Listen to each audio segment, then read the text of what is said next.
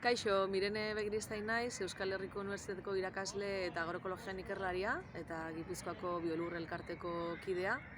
Eta aurrengo asteazkenean, azarako 29an, Zestuako Argiolak gonbidatuta hitzaldi bat egingo dut.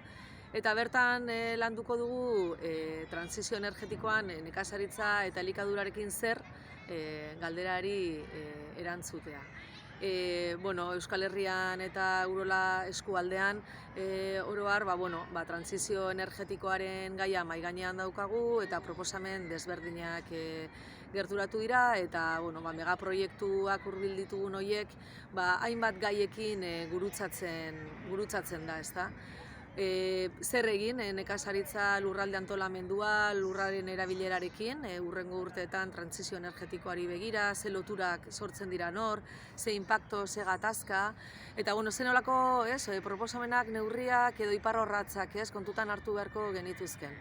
Saiatuko gara galdera horiei erantzuten eta hurrengo asteazkenean, azarako 29, arratsaldeko 6:00 Zestuan izango naiz eta ea bertan elkar ikusteko aukera daukagun.